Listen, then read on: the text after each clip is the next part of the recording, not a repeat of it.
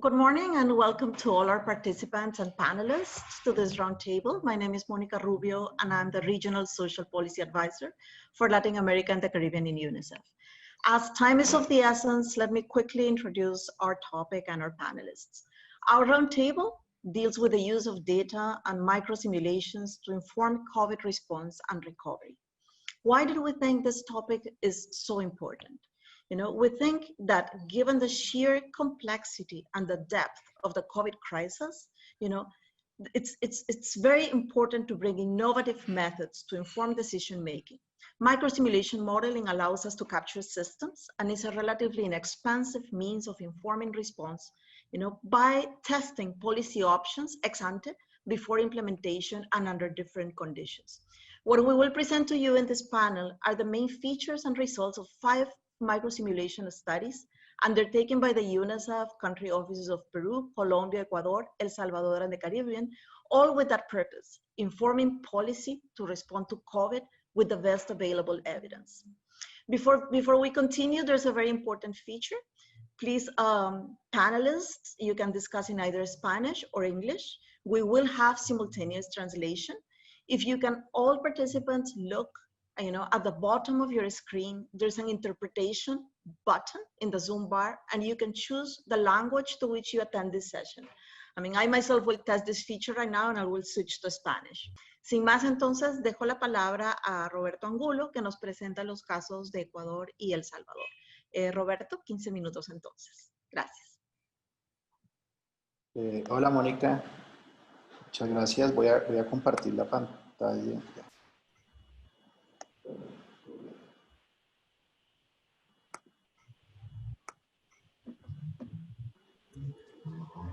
Bueno, muy buenos días a todos. Yo les voy a presentar, como decía Mónica, las microsimulaciones para medir el efecto del choque COVID en pobreza, clases sociales y desigualdad para los países de El Salvador y el Ecuador. Este es un trabajo que hemos adelantado con la firma Inclusión y los equipos de UNICEF de El Salvador y Ecuador. Ha sido un trabajo en equipo. La retroalimentación que se ha hecho del contexto macroeconómico y la lectura de los datos ha sido muy importante de la gente de cada país.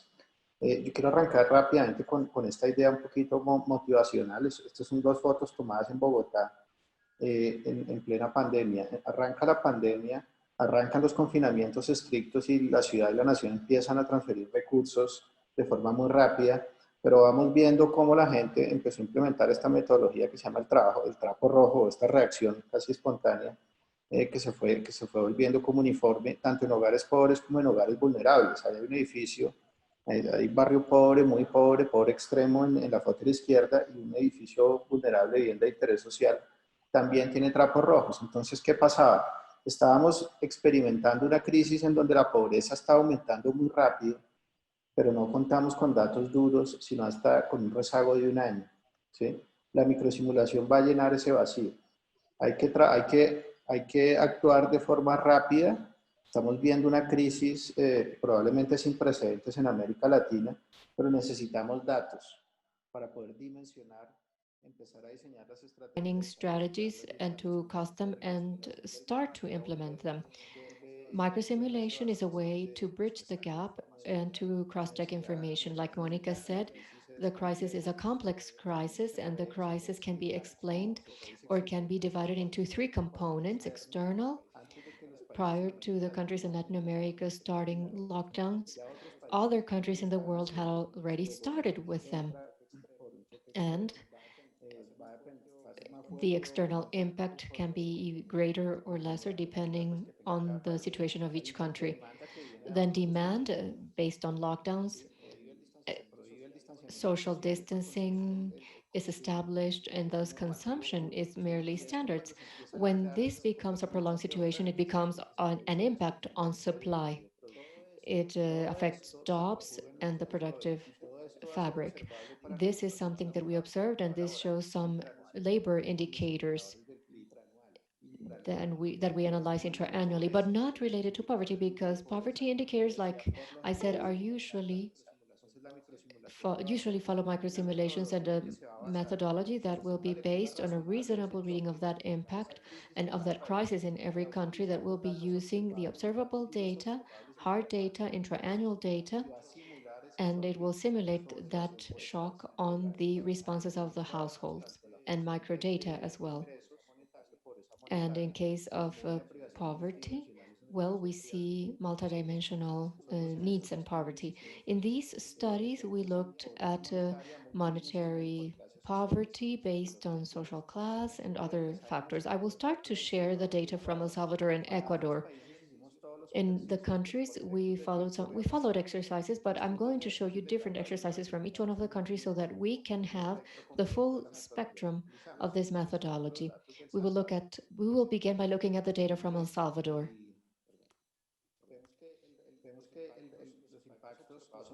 The impacts that we have seen regarding monetary poverty are of 12 percentage points, from 25 to 37%, and extreme cash poverty went from 18%. This is 11 percentage points. Multidimensional poverty from 28 to 31%, 3 percentage points, and Gini average 0.395 to 0.441. In the case of El Salvador, we have this chart. This is the Pence Parade chart. We are working on distribution.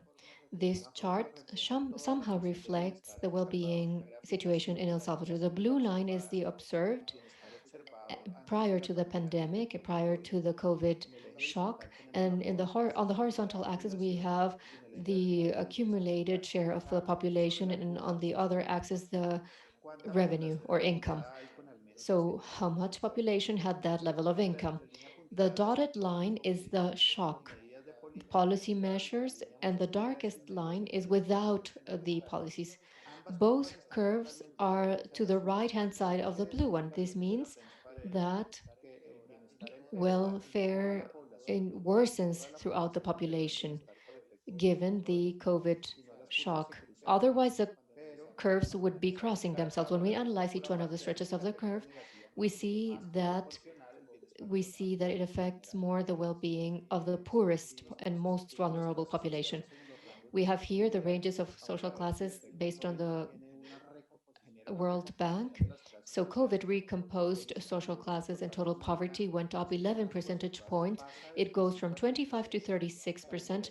Vulnerability drops 5.2 percentage points from 46 to 41.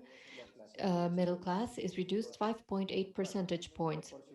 Proportionally, the impact on the middle class is larger. The middle class becomes a more vulnerable class, and this generates a transit towards poverty, specifically extreme poverty. And now we can break this down based on rural and urban areas. Here you are able to see how poverty grew up in both zones, in both areas. Urban areas, it went up, and in rural, it went from 40 to 49. Vulnerable and middle class starts to go down. So there is something interesting in this exercise, and this is that by working with the distribution function, we can see not only the impact on poverty, but also on vulnerability of the middle class. This is very important in terms of the conclusions. Social protection systems are not only paying attention to poor population, it is very important to look at the poor population component, but remember that it is not only determined by the size, we have to look at the middle income section as well. Now, for El Salvador, this means years lost in our struggle against poverty in households with children.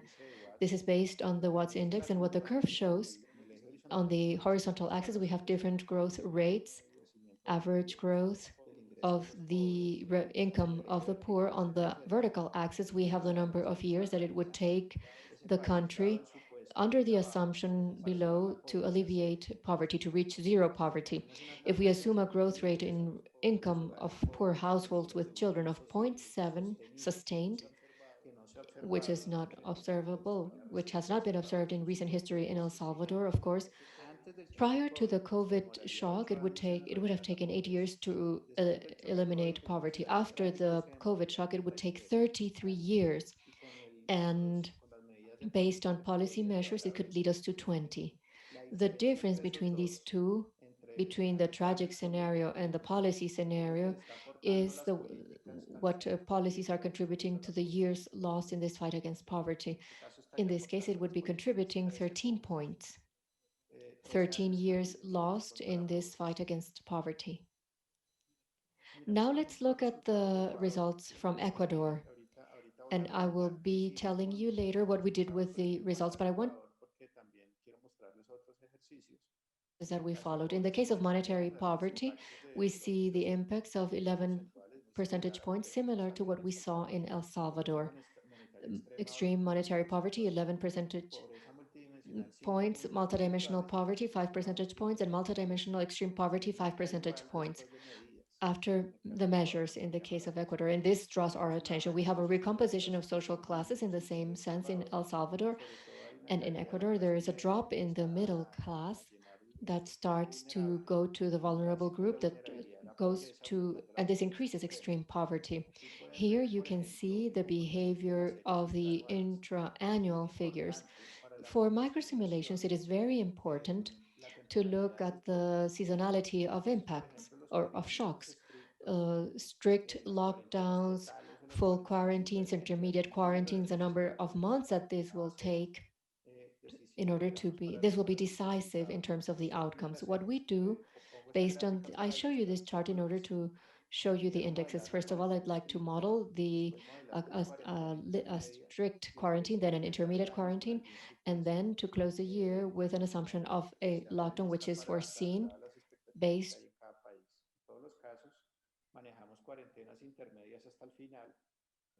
up to the end, expecting that countries would have expectations so that countries will not have to follow a strict quarantine this year.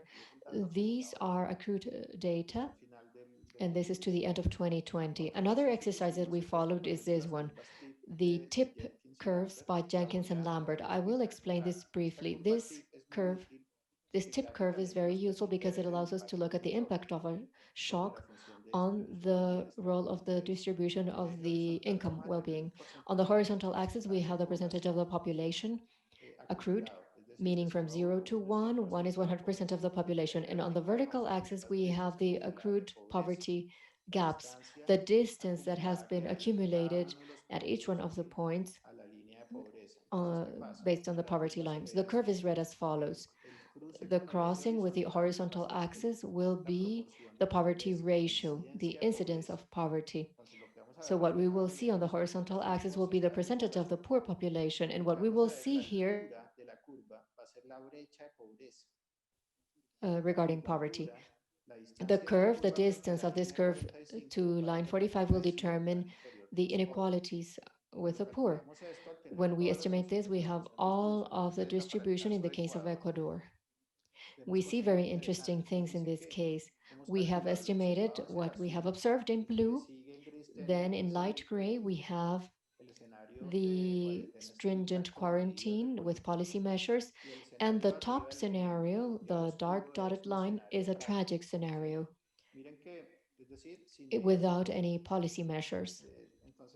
Notice that the worst case scenario for households without children, the tragic scenario for households without children, is better than the scenario that is seen pre COVID with households with children in Ecuador. This is a very important piece of information that will help us understand the enlarging of the gaps during COVID. We'll see that the impact on households with children can take poverty to a tragic scenario and would increase it policies, it would be 42. Without children, it would go from 10 to 19, and with policies, it would be at 18. This gives us a sample of the charts, and notice that this occurs both in terms of the ratio of poor people, the poverty, and the inequalities within the poor population. The curves of households with children cut across the horizontal axis with a higher potential of poor, they are higher, and all of the curves are about 45, all of them. And we see here all of the indicators. Another exercise that we followed was the breaking down of the groups in the case of Ecuador. This is the Shorrock's breakdown or Shorrock's decomposition. It can be reflected as a sum or an effect of growth, an effect of distribution, and an effect of inflation. When the crisis occurs, when the impact occurs, it not only affects income, it does it in a differentiated way, and it affects income distribution. This change in distribution in the regressiveness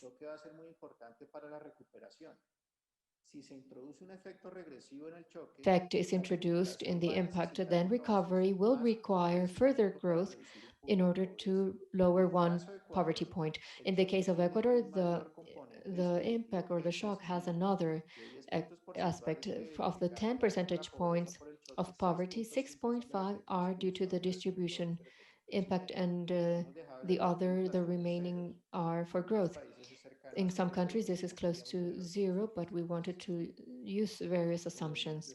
Now we looked at multidimensional poverty. We are not only considering assumptions on the labor market, because IPM also has these type of considerations. We are modeling here another crucial situation related to lockdown, and this is lockdowns of or closing of schools, kindergartens, and education institutions. We have a stringent lockdown related to monetary poverty. In gray, with microsimulations that we performed in order to look at the multidimensional poverty level in Ecuador. Job, child employment, and teenage employment, and others, and overcrowding as well. Excuse me, Roberto, you have 1 minute left. We will be calculating multidimensional poverty. In the case of Ecuador, we go from 38 to 42. The total for households with children is from 43 to 48, and without children from 21 to 24. At the end, for each one of the countries, we have simulated the effects of strict lockdowns, both economic as well as multidimensional, some intermediate policies, which are intermediate quarantines at schools and kindergartens still closed, and a set of recommendations for the intermediate reactivation, which would be number 3, meaning schools and kindergartens will be partially open, and then a recovery with a vaccination, if you will, where we will.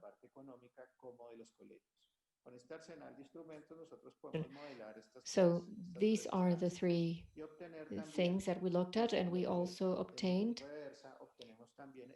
the effect of policies, the policies that we are recommending on this shock mitigation. And I close with this.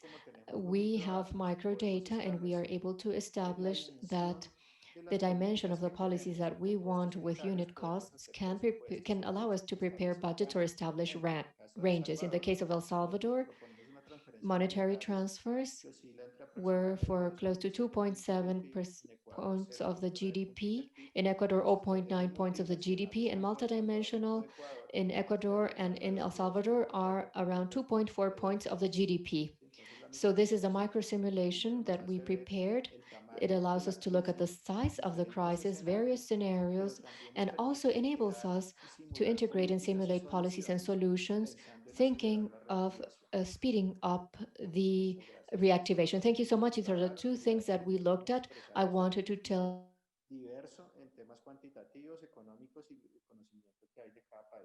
issues for each one of the countries. Thank you.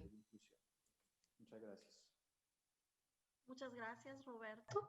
Tiene la palabra ahora Melten Aran con el caso de St. Lucia. Melten, el piso es tuyo. Great. Thank you, Monica. Thank you. I'd like to thank all of our UNICEF colleagues for the organization of this session and the opportunity to present here. Since the beginning of the COVID crisis, I don't have a PowerPoint. I'm just going to talk through, but I have an interactive model that I'm going to sort of reflect on the screen that we can sort of play with at the end of my talk. So since the beginning of the COVID crisis, as development analytics, we've been commissioned by various UNICEF country offices to simulate the impact of COVID-19 on child poverty, in some cases, as in the case of St. Lucia, on monetary and non-monetary poverty, and to look at the effects of various cash transfer scenarios that we usually decide jointly with governments. I will speak today about work we've been carrying out in St. Lucia together with the Oxford Poverty and Human Development Initiative, OFI. And my colleague Monica from OFI is probably also on the line and can join to take questions during the discussions. Rather than focusing on the technicalities of this particular model, I'd like to speak about microsimulation models in general and when they're useful and when they're not so helpful, and make some points comparing our experiences across several countries. Microsimulation models are highly valuable in instances when we're trying to model something rapidly, where we have no means of collecting new data quickly, maybe due to time or budget constraints. Using existing household surveys, they enable us to make, under some reasonable assumptions, a very or somewhat realistic model of the world, depending on how strong our model is. So the success of a microsimulation model depends on a few things. The first is the quality and the number of variables in the data that will be relevant to what we're trying to model. So as I mentioned earlier, we've been running similar cash transfer microsimulation exercises in various country settings. We have completed recently some work in Georgia and Turkey, where we're looking at mainly the labor demand impact of COVID-19 on household income and expenditures. We're looking at the transmission channel from the labor market, mainly, into the probability of employment, reduction in wages of those people in the household who are employed and report labor income, based on their sector of employment or status of employment in the case of Turkey, or in the case of Georgia, we're looking at their skills and sort of a job status and skills vulnerability. We try to model the vulnerability in the labor market and how likely the household labor income and through that expenditures are likely to get hurt. So this is all great, but the more data we have in terms of variables that are relevant to our model, the more precise a model we can build. So looking at more ways that households can be impacted and more transmission mechanisms. So in the case of St. Lucia, we were blessed to have a very extensive household survey, the Survey of Living Conditions and Household Budgetary Survey of 2016. The sample included close to 1,500 households, and the survey provides information on the income and expenditure of households, as well as employment, economic activity, but also, and quite relevant to COVID-19, the health status of individuals, including chronic illnesses and healthcare expenditures prior to the COVID shock, and whether they're covered by health insurance. So we were able to use this data to model not only the labor demand shock to the household, but we could also look at the labor supply shock and model it. So by this, we mean mainly referring to the individual becoming too sick to work, skipping work days, having reduced or no wages as a result. So mainly it's a health shock, the labor supply shock. We were also able to model the impact of the shock on health expenditures, so the impoverishing impact of having to spend more in terms of healthcare, using the chronic illness variables to predict the probability of having to use inpatient services during the COVID wave.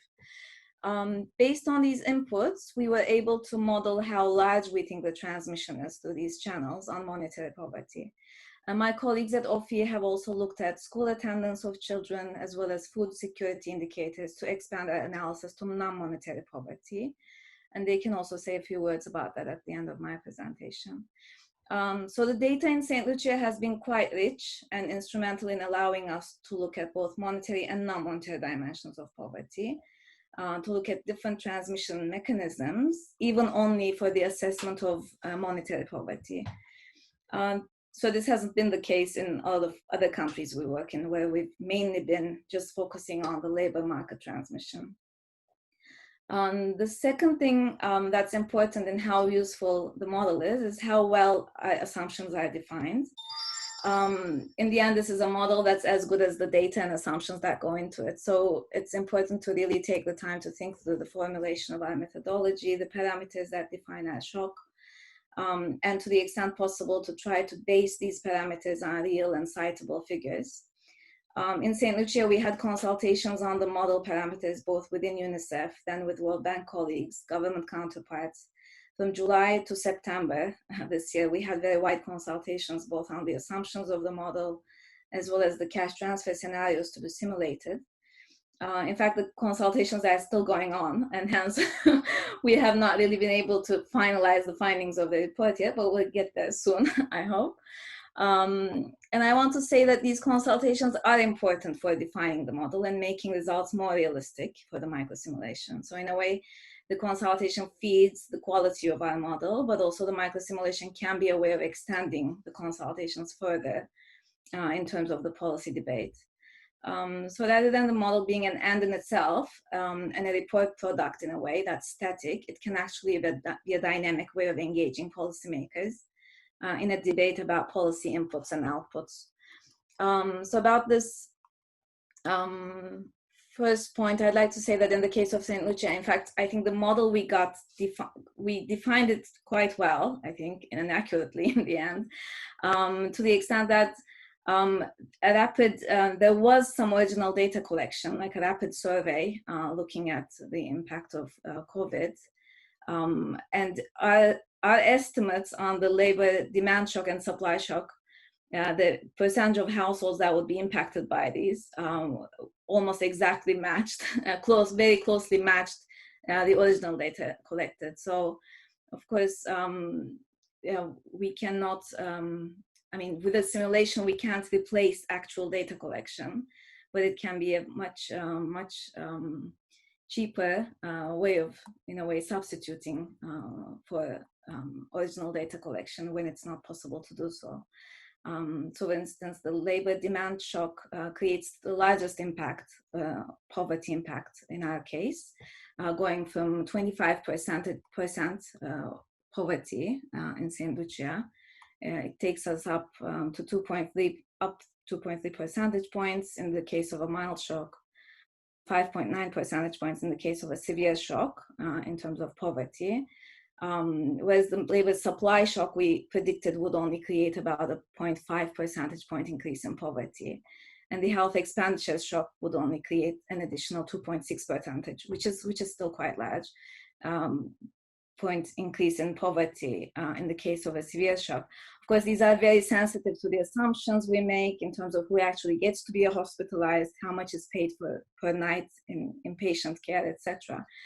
But the labor demand shock creates the largest impact on households in our sample, mainly because more households are impacted by the shock. So 78% of households in our data experience the labor demand shock, while only less than 2% experience the labor supply shock.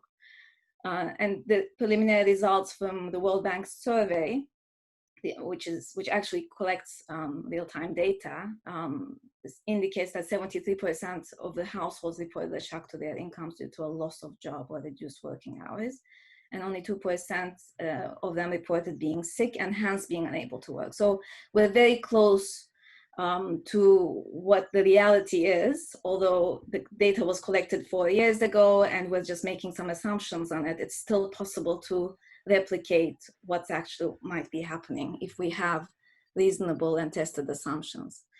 The third point. One more minute. Okay, so I want to show you just this policy tool we developed in St. Lucia, which I think, okay, let me just try to share my screen and hope I can manage this. Just 1 second, I'm sorry. Yeah, so, okay.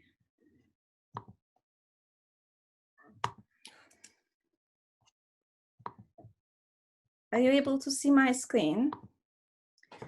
So the idea of the model is to use the microsimulation model as a mechanism for policy consultation. So I spoke about the model being fed by earlier consultations with stakeholders, but now I want to highlight how it can be used as a policy discussion tool. So it's possible to model various scenarios of cash transfer distribution with these models. So we were looking, I mean, here we are giving basically government counterparts a way of modeling, in the case of a mild shock and a severe shock, which have certain assumptions that are sort of attached to them,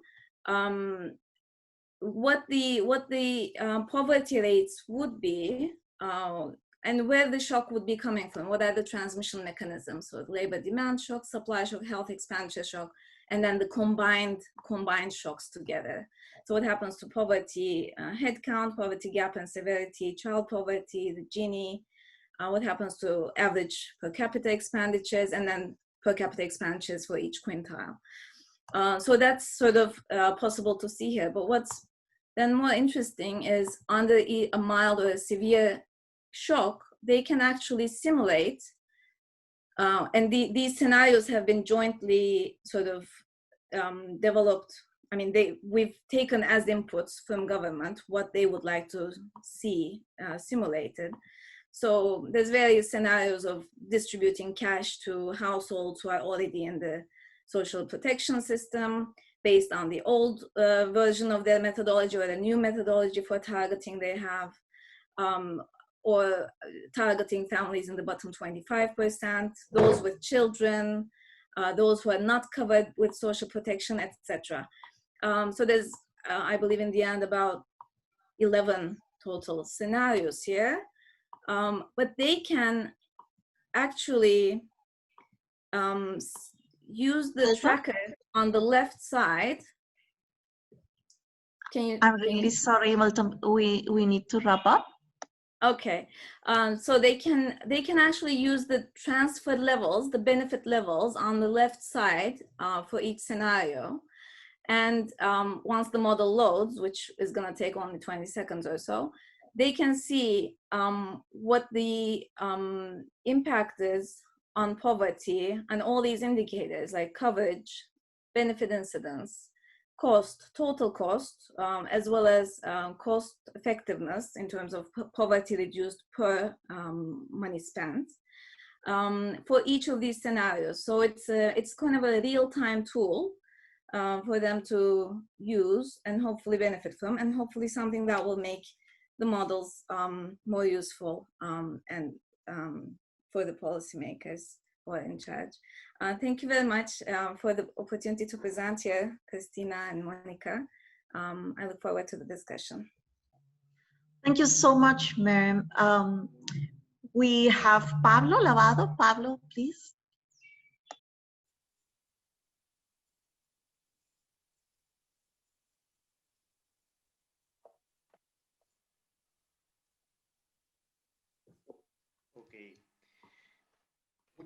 Thank you very much, Monica, for your invitation. I will be talking about the history of microsimulations that we have been performing in Peru since April this year. Remember that on March the 17th, lockdown was established in Peru, and this is joint work with UNICEF, especially Ana Maria Méndez and Carlos Calderón, and they have been supporting me in this process. We have emphasized the situation of children and teenagers and youth.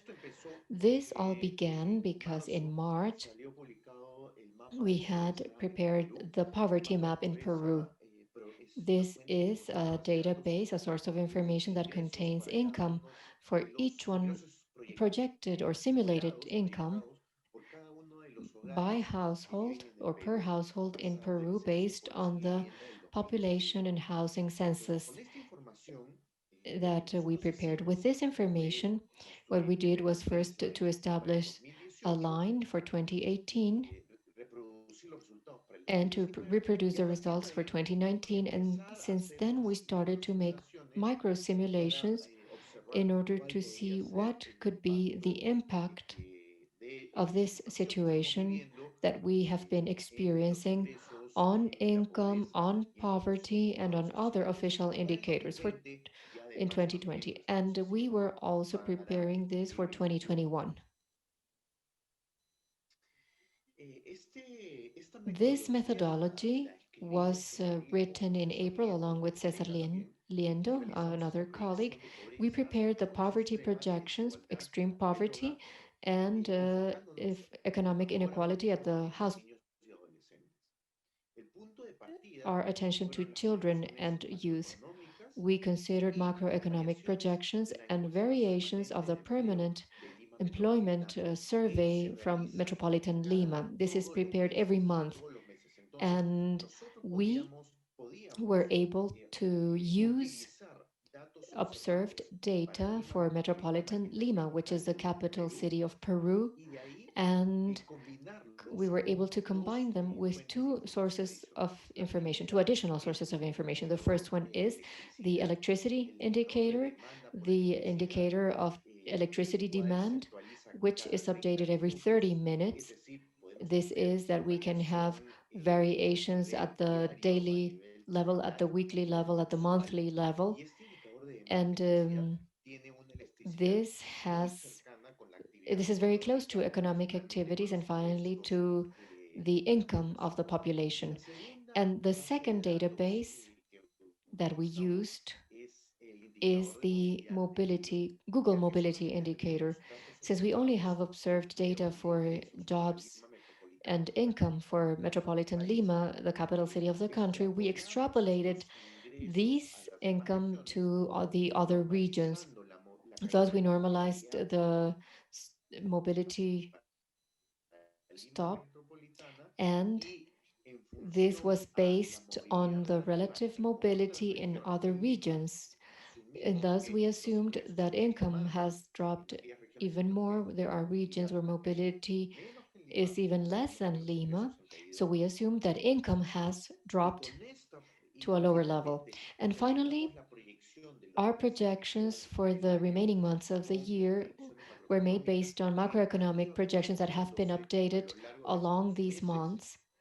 And we also assumed a more or less similar evolution, similar to the recovery that we had for the financial crisis in 2008, 2009. Based on this model, based on this database, and based on these microsimulations, we obtained in general,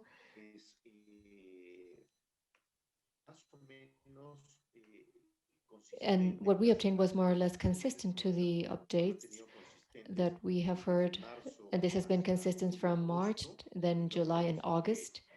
We saw that there was an increase in poverty of 20% in 2019, which went from to 28 and 30% in 2020. And this was done for all households. And as we said before, placing emphasis on children and adolescents. And we found that there was an increase of 26.9% in 2019 to close to 40% in 2020. This means that we are going back 10 years in the history of poverty in Peru. Extreme poverty is more than doubled for children from 4.2% in 2019 to 9.5% in 2020.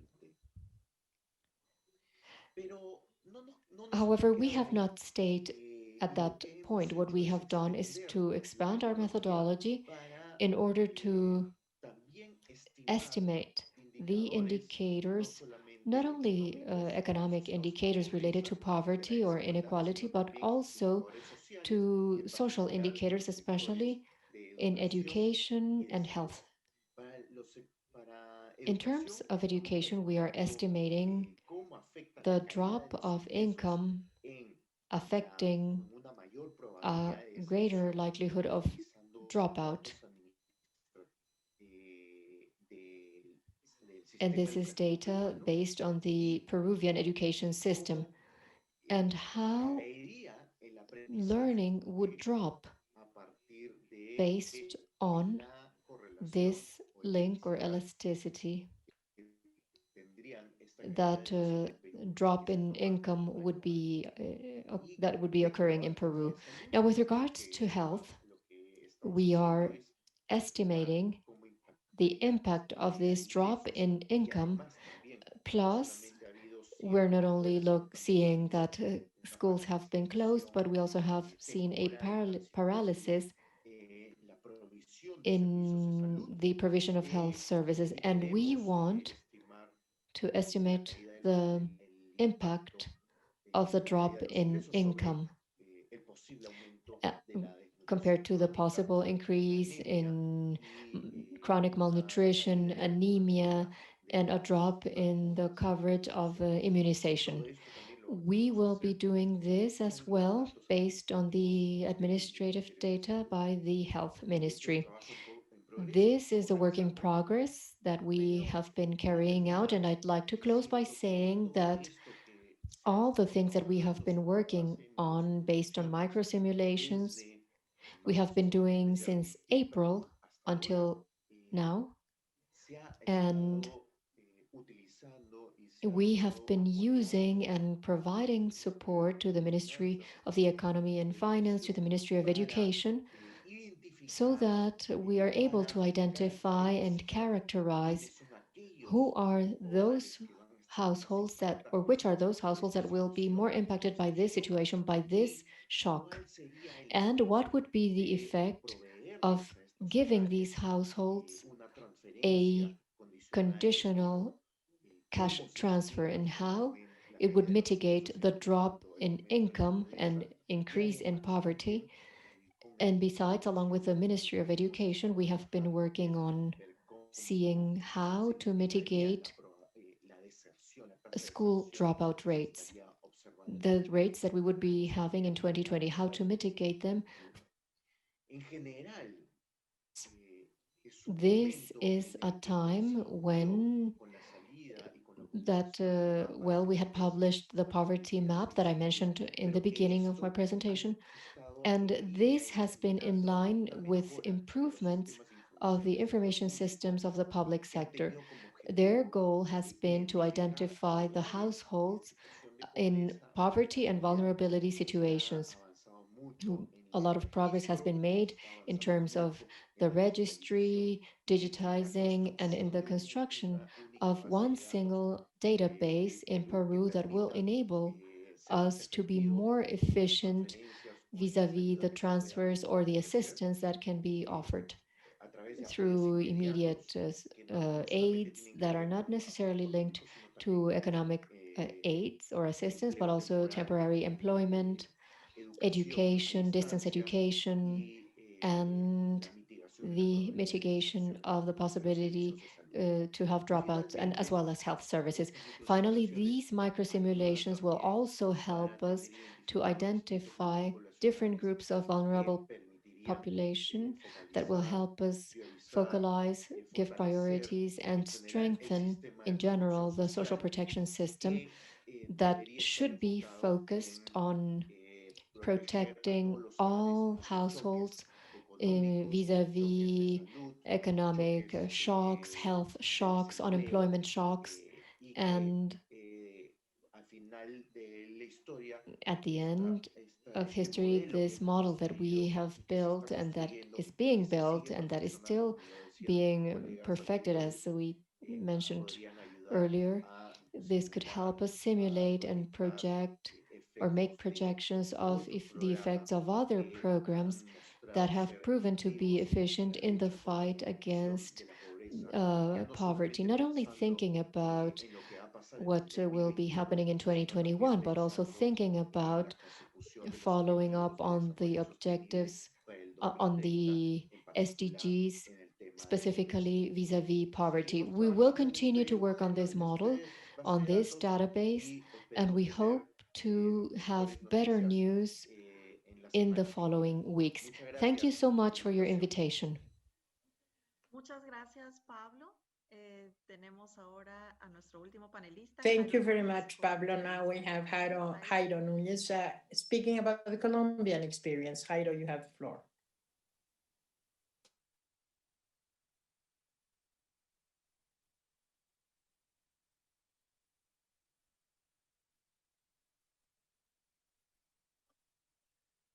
Jairo, ¿nos escucha? Eso. Muy buenos días a todas las personas que nos acompañan. Mi presentación Mi presentación se divide en 5 secciones. Yo voy a hablar muy rápidamente de algunos antecedentes y de la importancia de hacer estas microsimulaciones.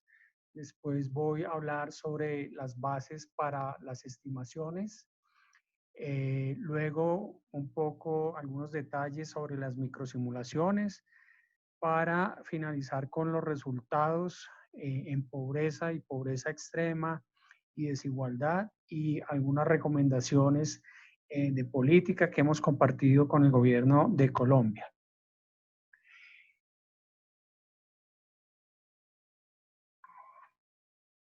Bien, entonces lo primero que hay que mencionar es que en Colombia la pobreza y la desigualdad se mide como el promedio de los 12 meses observados en las encuestas de hogares. Por lo tanto, para nosotros en este momento es imposible calcular los efectos derivados de la pandemia sin un ejercicio de microsimulaciones. Por ejemplo, actualmente en Colombia las cifras oficiales que tenemos son las del 2018, de manera que tenemos un rezago de 2 años en las cifras de pobreza y de ahí la importancia de tener este tipo de ejercicios. ¿Qué hicimos nosotros o cuáles fueron las bases para las simulaciones? Digamos que los insumos principales provienen de los datos agregados que entrega la Oficina de Estadísticas de Colombia, específicamente en los datos agregados de la contracción de empleo por actividad económica a partir de las encuestas de hogares. Estas tienen un rezago de 1 mes. Y también la Oficina de Estadísticas, con un rezago de 1 mes y medio, entrega los microdatos de las encuestas, donde allí se mide el desempleo, y a partir de ahí, de ese microdato, calculamos la contracción en los ingresos y salarios por decil individual y por zona geográfica urbana rural, porque hay unas enormes diferencias entre lo que sucede en las zonas urbanas, que fueron obviamente mucho más golpeadas en Colombia y creo que en la mayor parte de los países, que lo que sucedió en el sector rural. Con esta información, con la información entonces de la contracción de empleo y de la contracción de los ingresos, nosotros lo que hacemos es una reestimación del ingreso per cápita de los hogares. Nosotros entonces tenemos, digamos, para los meses observados, tenemos la información que va entregando la Oficina de Estadísticas y posteriormente estimamos los impactos de la contracción del empleo y los ingresos observados en estos meses y proyectamos para el segundo semestre del año, es decir, julio-diciembre, como lo voy a presentar más adelante. De manera que para hacer Perdón, esto... creo que la interpretación tiene el micro abierto.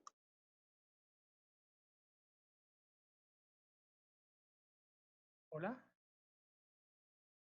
¿Continúo?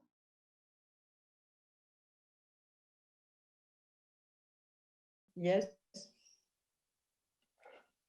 Por favor, Jairo, continúa. Jairo, will you continue? Okay, so as I was saying, we have information from the first semester up to June of what happened with the decrease of the employment and of salaries. And then we made a projection for the remaining months, that is from July to December. This, of course, needs to assume some assumptions about the speed of the adjustments, both for employment and also for middle income. We have the first 4 months of April to June, the first factor of the speed of the recovery of the labor market. So with this information, where we have seen the first semester and we have projected the second semester, then we may rebuild the income, the per capita income in households, changing these according to the reduction seen during the first semester of the year, and also the decrease in income per geographic area. So this is the information that has been observed for the months of April, May, and June. The decrease of employment per sector. So we can estimate the data. We change the labor status with a couple of exercises. One is aleatory and the other one with the possibility of employment. And this is also a graph of what happened in the month of April and May with the middle income per urban deciles. And what we saw was in the month of May, the decrease of salary was of the wages was very strong in Colombia, 57%, and generally speaking, 36%. That would be the basis of the information for our simulation. What we need is we take the information of the decrease of employment and wages seen in the first semester of the year. What we do is we project with the speed of adjustments and some efforts about the decrease in the GDP. So we have some assumptions about the decrease of employment, and these are the first data till the month of August. These are the data that were observed, and from then on, we assume an adjustment speed which is of 1.5% in average. By the end of December, we will see decrease in employment of close to 5%, much less of what was seen in the month of April, the most severe shock of the decrease of 25% of employment. Now, microsimulations using as the baseline the situation observed in the first semester and the assumptions we made regarding the speed of adjustment, we began to simulate the new situation of employment and income individually. And later we rebuilt the income the per capita income of a household in order to estimate the effects of each situation on poverty and inequality. At the end, what we do is we rebuild the per capita income of per household, and we see the subsidies provided by the government to face the pandemic, the number of months, the amounts, and the system of focalization that is used. These are the first results. In this graph, we can summarize what's happening. The blue shows the distribution, income distribution with the Kearney, and this red line is a poverty line. So all those households to the left at the beginning are in poverty. This is the original line. Then the simulation, and that is distribution of wealth, of income. And the effect of the crisis is the left line, the line to the left. All those below this line entered a situation of poverty. The intermediate dotted line is the effect of the crisis, and all the transfers of the national government to counteract the effect of the pandemic. So all those households here were those that entered in poverty. These are the general results. We can say that the advantage of the exercise is that we can know, we can tell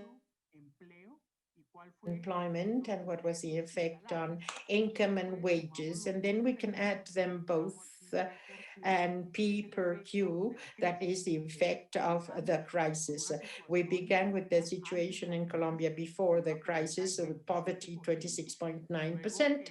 And then the employment effect, that is a reduction of employment, increased poverty in 7 points, and the effect on the income is much greater, because poverty goes up almost 10 percentage points, and the sum of this would increase poverty in 16 percentage points. That would be the effect. But then the government deploys several programs. We analyze them one by one. 3 programs to face the crisis individually. These are the unconditioned transfers that counteract and decrease the 3%. There was a compensation of the value-added tax. This has very little effect, but then there were unconditioned transfers that reduce poverty at the post-pandemic level of 4 percentage points. And then the effect is to reduce poverty from 43 to 38, almost 5 points, and of those that were 16 at the beginning, 26 at the beginning. So to conclude, the government's response stopped 30% of the shock, and the net effect would produce 11 points percentage compared to the previous level. Increase going from 13 million people to 19 million people. That is to say, an increase in the number of people who are in poverty of 42%. And these are the results of extreme poverty. Since I'm running out of time, I will just say that the level that used to be 7.4, the effect of the pandemic doubles this, but does stop in a way, it buffers this 60% of the shock of in extreme poverty, much more than the normal poverty, much more. The net effect would produce 3 percentage points of increase in the number of extreme poor people, going from 3.7 million to 5.2. That is an increase in the number of people who are in extreme poverty, 40%. So the general conclusions, as I just said, the number of people that were in extreme poverty increased to 40%, and it is an appeal to make more efforts at this stage of pandemics to prevent hunger and irreversible consequences, particularly in child poverty, malnutrition, dropout, and insecurity. To close, this is the last slide. I like to say that we must remember that in Colombia, many years had to go by before we could attain social progress. 20 years ago, we had a rate of 50% in poverty before the pandemic of 1927, and now it's 38, the projections. So we lost a decade between 10 and 11 years between poverty and extreme poverty. Obviously, the proposals need an adequate fiscal balance that will be very difficult to attain in the coming years. We would need a very we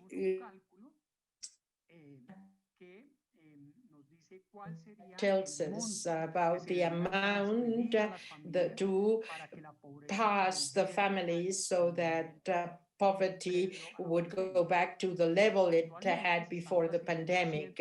At present, the transfer is being made to 330,000 in order to do away with the levels of poverty. I would like to say that we have a very broad agenda in UNICEF to continue working in these scenarios and so that we can make some specific recommendations about the child poverty topic. Thank you very much. Thank you to our panelists. We know that it is almost impossible to summarize such valuable information. To close, I'd like to give you 1 minute to each one of the panelists for some brief reflections on the use of microsimulations, policy dialogue, and the policy scenarios that you see for the future with regards to COVID. I believe that there is one question for you, Gerardo, specifically. So I will, let's begin with Jairo, and we will go backwards. Pablo, Melten, and so forth. Monica, can you leave me to the last? I have not been able to read the questions. All right, Pablo. Thank you very much, Monica. I think that it is very useful for the region to focus on building and on perfecting these tools, microsimulation tools, because the purpose is not to give bad news. The purpose of these exercises is to provide tools so that decision makers of the different sectors in government are assisted. I think that a lot has been done in that sense. The Ministry of the Economy and Finance, the Ministry of Social Inclusion and Development in Peru have been making use of these type of tools. And what is important, as has been mentioned in the questions, is that there are other tools and other real-time data, administrative data, machine learning techniques. They all should start to contribute to perfect or improve this tool. In the future, I believe that this will be extremely useful, especially in alignment to the construction of databases in a country. Thank you so much for your invitation. Thank you, Pablo. Melten, please. Thank you, Monica. Thank you, Monica.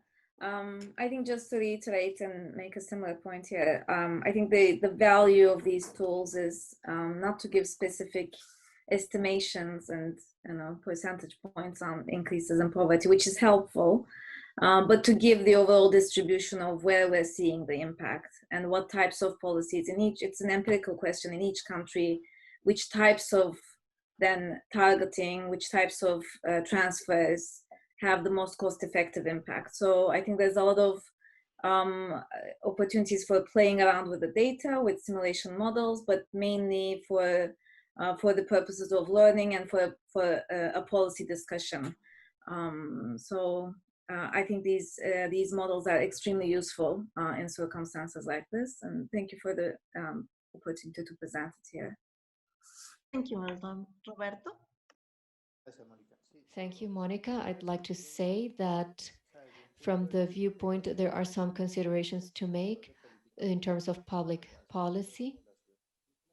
I think that the technique is that microsimulation has something very powerful, and this is that it uses the initial conditions, and it is data arbitration, distribution, the last distribution of observed income,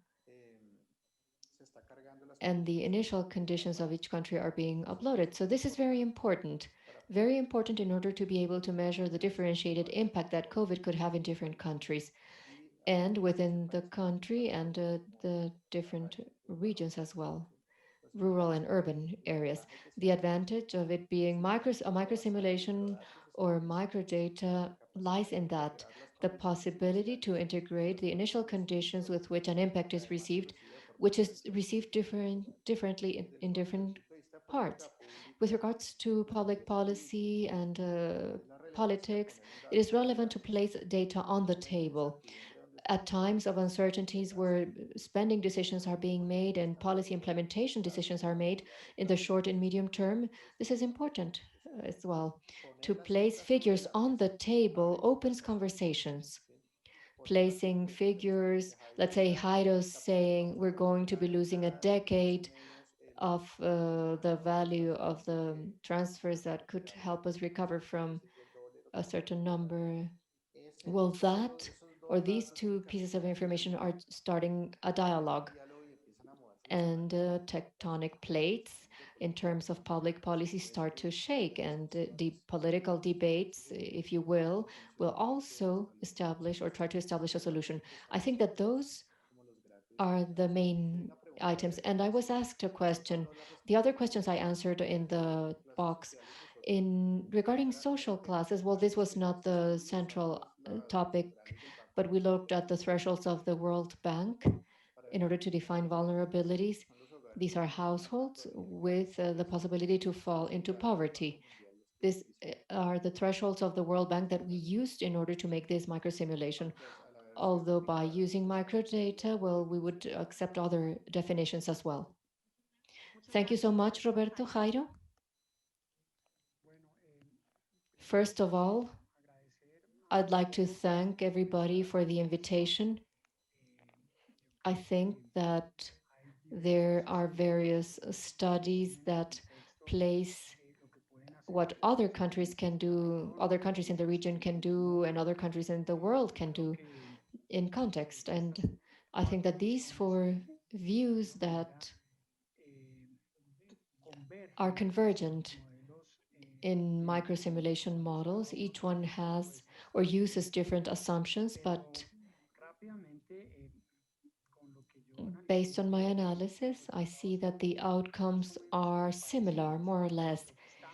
We are losing in the region over 10 years, slightly over 10 years, based on what Roberto, Pablo, and Meltem have mentioned. We are losing more or less a decade in only 5 or 6 months, meaning that the impact is very strong. And it is also very interesting to see what was shown by Roberto, for instance.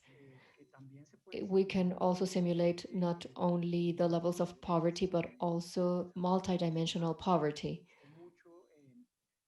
And other authors use different methods in order to simulate different types of variables. And at this time, I believe that they are probably the ones that are being most affected. There is great concern about malnutrition and school dropout rates. And on that, we still do not have much light in Colombia. Apparently, the effect is not as large in terms of dropout rates, but it can be very large in terms of malnutrition. With UNICEF here, we will be using the data from the household budget survey to look at the impact on consumption in order to look at these levels of malnutrition.